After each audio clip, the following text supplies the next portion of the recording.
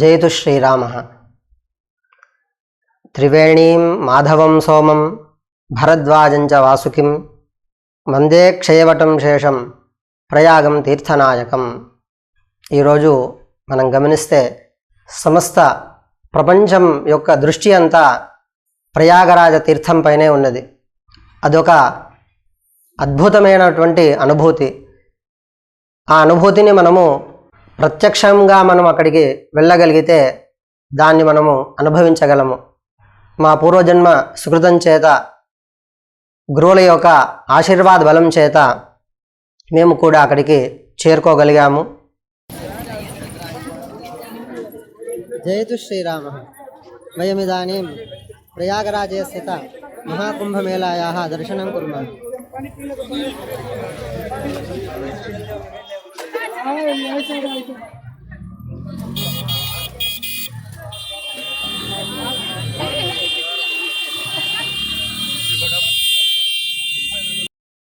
సుమారుగా మధ్యరాత్రి మేము అక్కడికి చేరుకున్నాము। మా సంస్థానం నుండి ఒక 2 కిలోమీటర్ల పర్యంతము కాలినడకతో వెళ్ళి త్రివేణి సంఘాన్ని దర్శనం చేసుకున్నాము। వాస్తవంగా మధ్యరాత్రి అది చూస్తే అసలు రాత్ర్యా పగలా అన్నట్టుగా ఉండింది।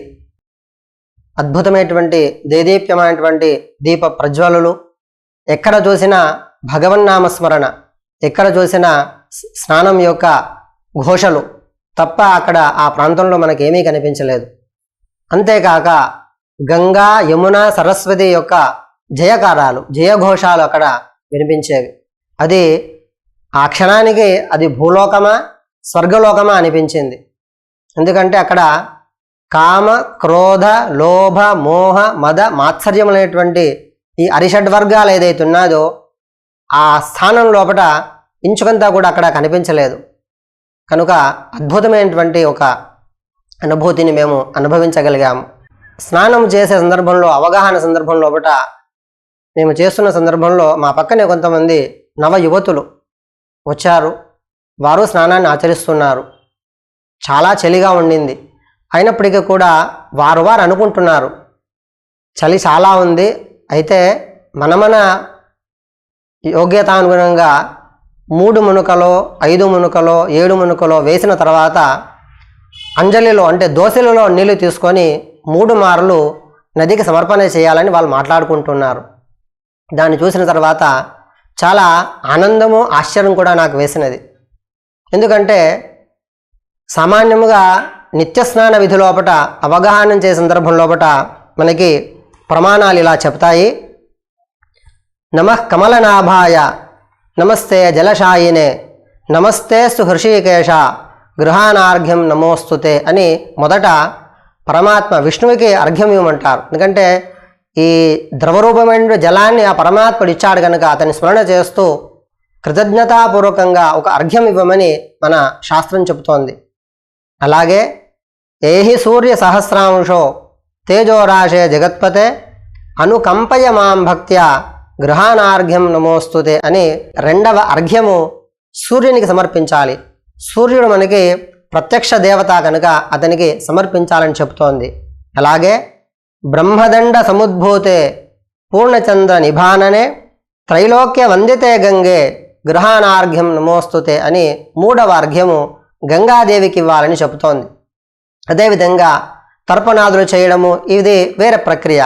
సామాన్యంగా ఈ 3 అర్ఘ్యాలు మాత్రము ఖచ్చితంగా అవగాహన స్నానం చేసిన తర్వాత ఇవ్వాలని చెబుతూ, ఇంకా ఈ నదులే కాక వేరే చోట వెళ్ళినప్పుడు కూడా ఆయా నదుల అభిమాన దేవతలను స్మరిస్తూ ఆయా నదుల అర్ఘ్యం కూడా ఇవ్వాలని మనకి స్మృతి వాక్యాలు చెబుతున్నాయి।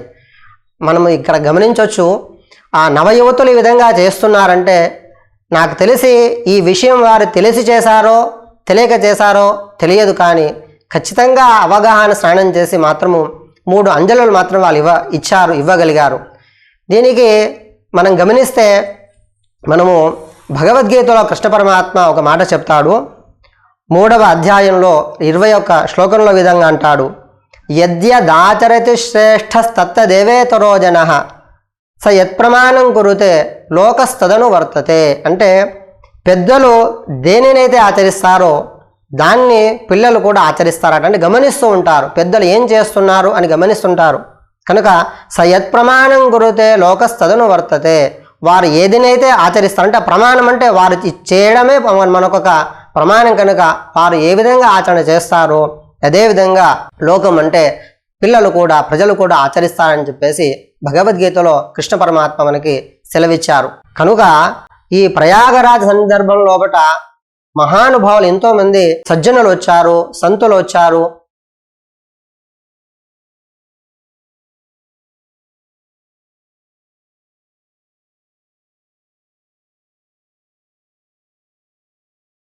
విశిష్టమైన పీఠాధిపతులు వచ్చారు. వాళ్ళందరూ కూడా ఈ విధంగా చేస్తున్నారు కనుక దాన్ని చూసినటువంటి అధికారులు కూడా ఆచరించారు. అధికారులే ఆచరించారు కనుక దాంట్లో ఏదో ఒక మహత్వం ఉన్నదని గమనించినటువంటి ప్రజలు కూడా ఆచరిస్తూ వచ్చారు. కనుక ఇది ఒక అద్భుతమైనటువంటి మన సనాతన ధర్మం యొక్క జాగృతికి ఒక మూల బీజం అని మనం గమనించవచ్చు. అంతేకాకుండా ఇంకొక విషయాన్ని మనం గమనించాలి, అక్కడ కుల మత జాతి భేదాలు కూడా మనకు అక్కడ ఏమీ కనిపించలేదు. అందరూ కూడా ఒకే సందర్భంలో కూడా అక్కడికి రావడము, స్నానాన్ని ఆచరించడము, జలాంజలి ఇవ్వడము, ఆనందముగా ఏదో ఒక అనుభూతిని పొంది మేము ఈ ప్రయాగ కుంభమేళలో మేము కూడా స్నానం ఆచరించామనే ఒక అద్భుతమైన అనుభూతిని పొంది అక్కడి నుంచి ఆనందంగా తిరిగి వెళ్తున్నారు. అందరూ గమనించి ఉంచవచ్చు, అక్కడికి రావడానికి ఎంత శ్రమ పడాల్సి వస్తోంది.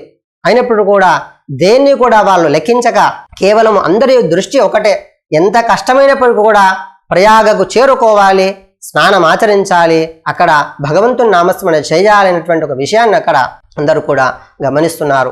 అదేవిధంగా మన మాన్యులైనటువంటి ప్రధానమంత్రి నరేంద్ర మోదీ గారు కూడా ఇదే విధంగా ఆచరించారు. మాన్యులైనటువంటి ముఖ్యమంత్రి అయినటువంటి శ్రీ ఆదిత్యనాథ్ గారు కూడా అక్కడ ఆచరించారు. అదేవిధంగా మన రాష్ట్రపతి గారు అయినటువంటి మాన్యవతి శ్రీమతి ముర్ము గారు కూడా అక్కడ ఆచరించారు. అదేవిధంగా ఎంతో మంది అధికారులు కూడా అక్కడ ఆచరించారు. దానికి కారణం ఏమంటే ఒక కవి విధంగా తన నీతిలో అంటాడు, రాజ్ఞి ధర్మిని ధర్మిష్టాహ పాపే పాపాహ సమే సమాహ రాజానమనువర్తంతే యథా రాజా తథా ప్రజాహ. ఒకవేళ రాజు ధర్మిష్ఠుడైతే ప్రజలు కూడా ధర్మిష్ఠులవుతారట. పాపే పాపాహ, ఒకవేళ రాజు పాపి అయితే అతని యొక్క ప్రజానికం కూడా పాపులవుతారట. సమే సమాహ అంటే రెండు రకాలుగా అలా ఉండి ఇలా ఉంటే జనులు కూడా ఆ విధంగా ఉంటారు. అంటే తాత్పర్యం ఏంటంటే రాజానమనువర్తంతే యథా రాజా తథా ప్రజాహ, రాజు ఏ విధంగా వర్తిస్తాడో అదేవిధంగా ప్రజలు కూడా వర్తిస్తారనేటువంటి ఒక విషయాన్ని మనం ఇక్కడ గమనిస్తే చాలా ఆనందం వేస్తుంది. కనుక ఇలాంటి శ్రేష్ఠులైనటువంటి ధార్మికులైనటువంటి ప్రజా నాయకులను పొందినటువంటి మన యొక్క భరతవర్షము ధన్యమైనది. మన భారతీయులందరూ కూడా మనము ధన్యమైనాము అని మనం భావించాలి. జయతు సంస్కృతం, జయతు భారతం, జయతు సంస్కృతిశ్చ, సర్వే భవంతు సుఖినః, సర్వే సంతు నిరామయాః, సర్వే భద్రాణి పశ్యంతు, మా కశ్చిత్ దుఃఖభాగ్ భవేత్.